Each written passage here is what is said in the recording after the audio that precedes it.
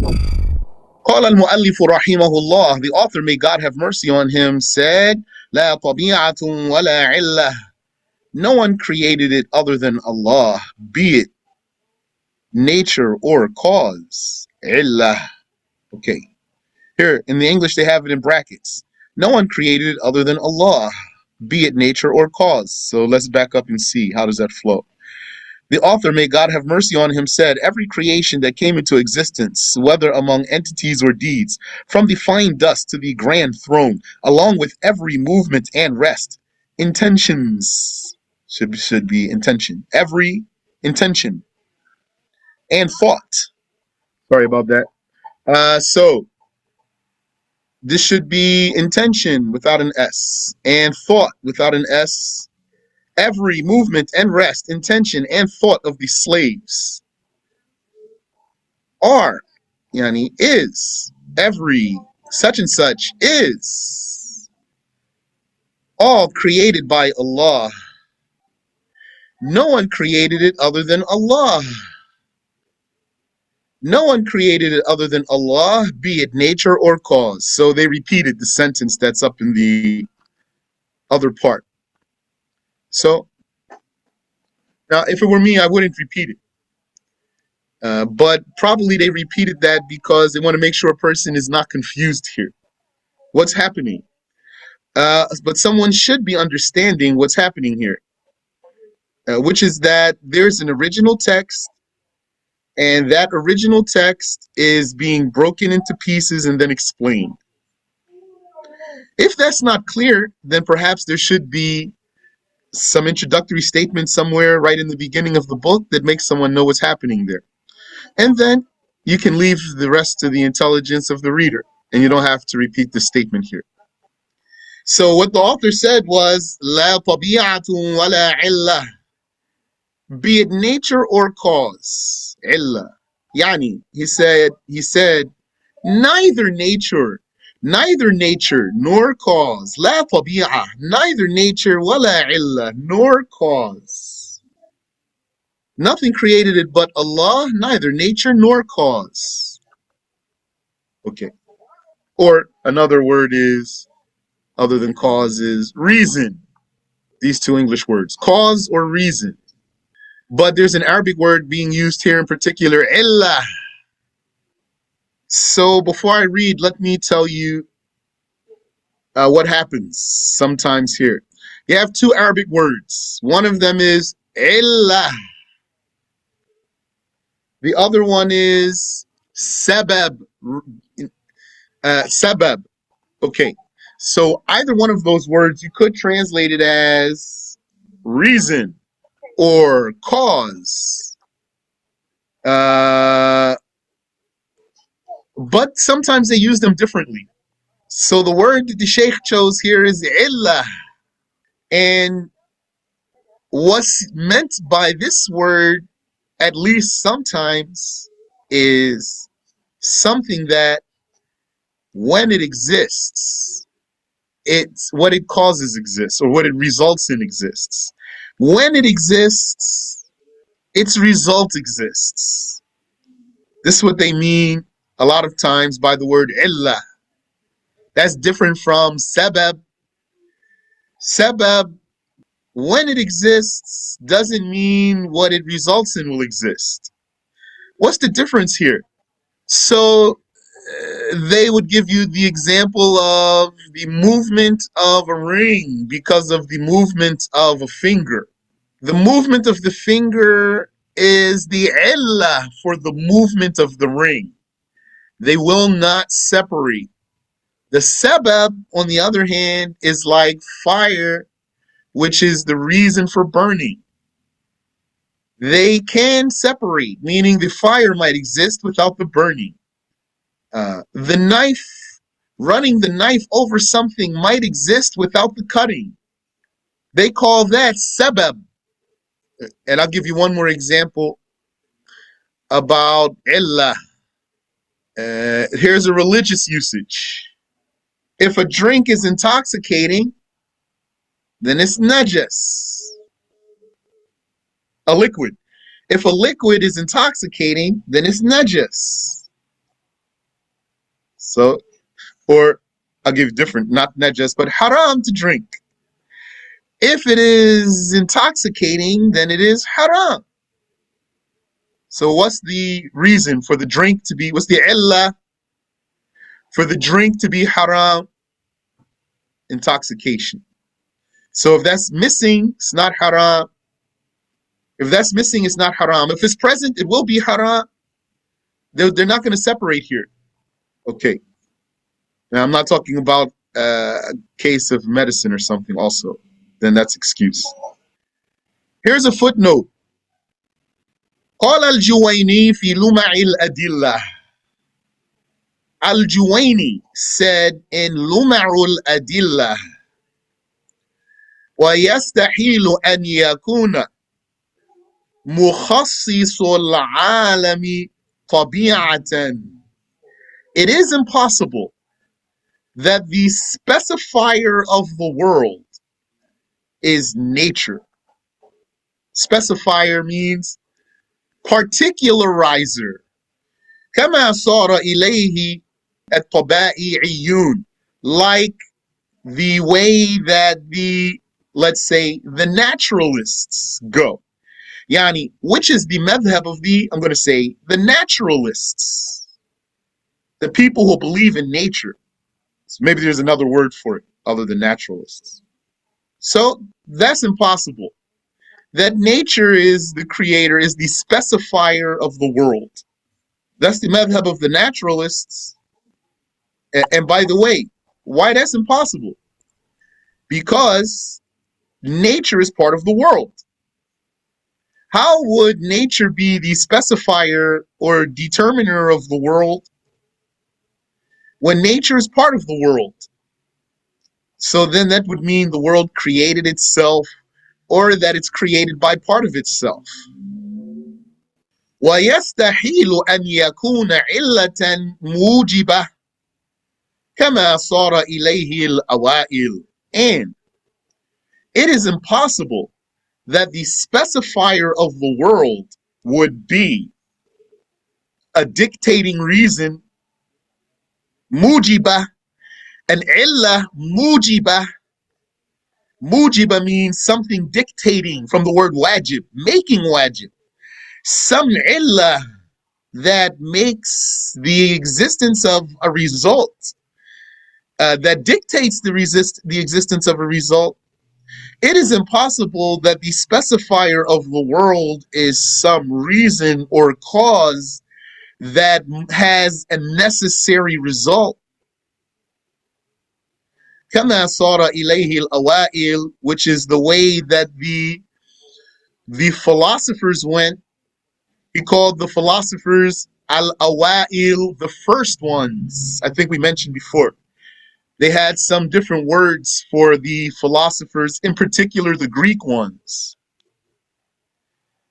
Al-falasifa, the philosophers. Al-awail, the first ones, or the old ones, the ancient ones. And also al-hukama, that would mean the wise ones. That's not to say they are really wise. You know, they say philosophy means the love of wisdom. Ay al-falasifatul qudama. Meaning, so the meaning of awail here in the statement of Al-Juwayni is the ancient philosophers. Like what though? What is Al-Juwayni refuting here? What notion is he refuting here? He is refuting their notion that the creator is a type of thing. And what this type of thing does is it creates. And so, since this type of thing exists, then there must be some created thing. And from here, they believe in eternal kind, like Ibn Taymiyyah. How they believe in eternal kind? Because they're going to say this thing that its nature is to create, it's eternal. And if its nature is to create and it's eternal, then it was creating eternally. Then there was eternally something created, meaning before one thing was another thing, before that thing was another thing, always back into the past, forever. So this is a way of confirming the eternal kinds, like Ibn Taymiyyah. He took it from the philosophers. They say Allah is like the sun, and the creation is like the rays of the sun. And so if this sun were eternal, then its rays, it will have been emitting rays eternally. Yani, any ray that's being emitted today, though, is not the same ray that was being emitted yesterday, but there was always emission of rays. This is what they are saying. That's how they believe in illah. So when Shaykh says, nothing created the world besides Allah, not nature, neither nature nor illah, cause. This is what's being refuted. وقال القاضي عياض في الشفاء, Judge Iyad, the Maliki, he said in الشفاء بعد أن ذكر بعض المكفرات, after mentioning some things that would make a person a kafir, he said فذلك كله كفر بإجماع المسلمين. All of that, meaning all of whatever he was saying, is blasphemy by the consensus of the Muslims. Because, listing cases of blasphemy is not something that our Shaykh made up. كقول الإلهيين من الفلاسفة والمنجمين والطبائعيين, or طبائع. That's been saying it for كسرة, فتحة. طبائع والطبائعيين. So up here, كما صار إليه الطبائعيون. He says all of that, whatever he was mentioning, is blasphemy by the consensus of the Muslims, it's blasphemy like the blasphemy of the philosophical theologians, if you want. Al-Ilahiyin. So the word ilah means God. Ilahi is putting this ya on the word ilah. And then Ilahiyun or Ilahiyin, that's a group of people. So I'm going to say theologians, theological philosophers. They said something that's blasphemy. All this same talk we're talking here. That's why this quote is here. This talk about nature, and this talk about nature creating the world, and this talk about a cause creating the world. We do not call Allah a cause. I had a debate with with an atheist, and he tried to get me to agree with his words. He was saying, well, if we say, just for argument's sake, that the world was created by some cause, I told him I will not agree to the word cause here. Not even for argument's sake. Wal munajjimin, and the astrologers, right? Astrology, that's like the horoscope people, and the naturalists, unless there's another name for them. All these three groups, he is saying, they said blasphemy in this regard. The theological philosophers, the astrologers, and the naturalists. Intaha, end quote. Okay. الشرح, the explanation. الطبيعة هي الصفة التي جعل الله عليها الأجرام. Nature, طبيعة, is defined as the normal characteristics that Allah made entities characterized with. Okay. Nature is the attribute that Allah put upon the volumes. Nature is the attribute that Allah gave the volumes. This means nature is the normal way of this world. طبيعة. The fire burns. The water cools. It also quenches. And like this. That's nature. وعرفها بعضهم بأنها العادة. Says here in the English, such as the nature of fire is burning. This is not in the Arabic. And some of the scholars, they defined it as al-ada, the norm. Some defined it as the norm. فهذه لا يصح أن تكون خالقة لشيء من الأشياء. It is not valid for it to be a creator of any of the things. Okay, Arabic is more expressive. لأنه لا إرادة لها ولا مشيئة ولا اختيار. For it has no will. It is not valid for it to be the creator of any of the things, for it has no will. Okay, so that's simplified translation there. It is not valid for it to be the creator of anything because it has no will nor a choice. Because it neither has will nor choice. Now, technically, choice and meaning goes back to will. So it's not a bad summarized translation here.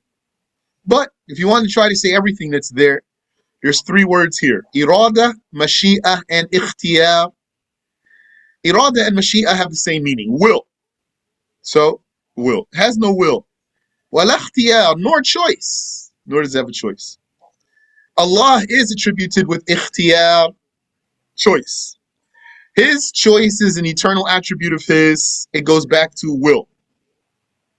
What's the meaning of His choice? Yani, He will make something exist before something else. And He would make something exist after something else, or over, or under, etc. So it goes back to will. وَالسَّبَبُ هُوَ حَادِثٌ يُتَوَصَّلُ بِهِ إِلَى حَادِثٍ آخَرٍ. Reason, sabab, is a creation which may lead to an effect, which is also a creation. Okay.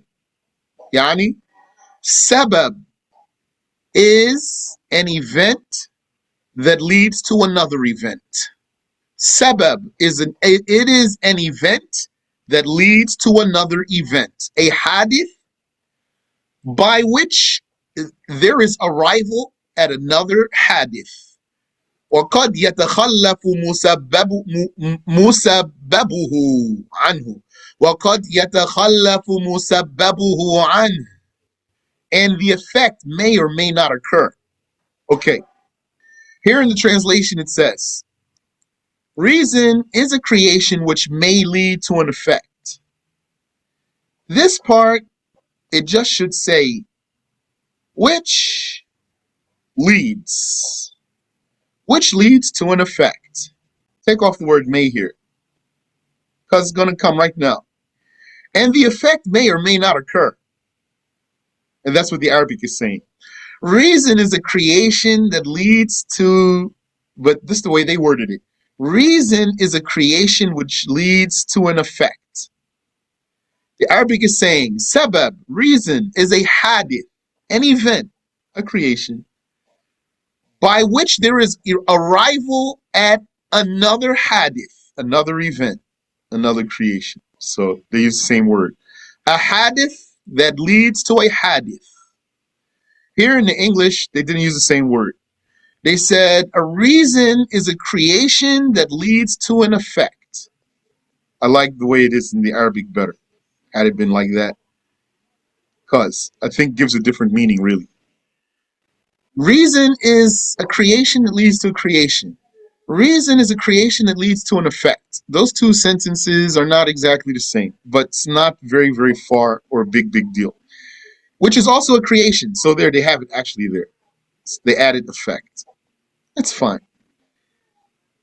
And the effect may or may not occur. Yeah, so that's why you don't need may here. وَقَدْ يَتَخَلَّفُ مُسَبَّبُهُ عَنْهُ. Its cause, or not its cause, its effect, the musabbab, the effect. It could not come along with it or not be a result, not reason, yani not happen. It might not happen, despite the existence of the reason, despite the presence of the reason. So now here's the question though. If the cause, if the effect doesn't happen, is it a reason then? Fire is there, but there is no burning. So would it really be a reason if the cause never happened? So what I understand from the word reason, that's not a reason. Cause didn't result in anything. But what's meant here is normal reason. What is normally the reason for something, that effect might not happen. أما العلة فهي عند أهل الاصطلاح ما يوجد المعلول بوجوده ويعدم بعدمه. As for illah, so they didn't translate it here. Cause, even if you use the word cause, doesn't really show up in English. As for illah, it is, according to the scholars of Tawheed, a cause. So there they said it's a cause. The illah is a cause that necessitates the existence of its effect if present, and necessitates the non-existence of its effect if absent, like I told you already. Like the movement of a finger with a ring is the cause for the movement of the ring. مثل حركة الإصبع الذي فيه خاتم فحركة الإصبع عندهم علة لحركة الخاتم. Here, the Arabic says فهي عند أهل الاصطلاح. It, the illah, according to the people of the terminology, says Ahlul Istilah, the people of the terminology. The translator says here, according to the scholars of Tawheed. So we can check that. Is that for sure what the Sheikh meant here by Ahlul Istilah? Personally, I don't have any note here. Well, it doesn't say scholars of Tawheed. Maybe whoever translated it has knowledge, so he said what he knows. But check it, Yani. So, it is, according to the people of the terminology, that which its result exists by its existence and is non-existent by its non-existence. They don't separate. That's how in Arabic they differentiated between some. That's how some differentiated between the sabab and the illah. Like the movement of the finger that has a ring. Then the movement of the finger, according to them, is the illah for the movement of the ring. Because the movement of the ring, لأن حركة الخاتم تتبع حركة الإصبع. Because the movement of the ring follows the movement of the finger. فتوجد بوجودها وتعدم بعدمها. Therefore, it exists if the movement of the finger exists, and it does not exist if the movement of the finger does not exist. So, in the text, the Shaykh mentioned only the word illah. He said, neither nature nor illah. In the explanation, he explained what nature is. And he explained what illah is, and he added there what sabab is. Now, if you teach someone the summary of obligatory knowledge and you get here to this spot and you read in there and it says, neither nature nor cause. What I mean to say is you're teaching someone the mukhtasar, the summary, not umdatul raghib. If you're teaching someone umdatul raghib, you're going to read the words that are there and explain the words that are there. Unless you want to summarize some of it, it's not a condition if you want to read from the book that you do read every word in there. It's not a condition. But if you were just teaching someone mukhtasar and you came to this part here and you're trying to help them finish the obligatory knowledge, then don't go in deep into this is sabab, this is illah. Just say nature does not create anything, cause does not create anything. Give very simple explanation. You might say, for example, see how if I move my finger with the ring moves with the finger. This this movement of the finger doesn't create the movement of the ring. Allah does.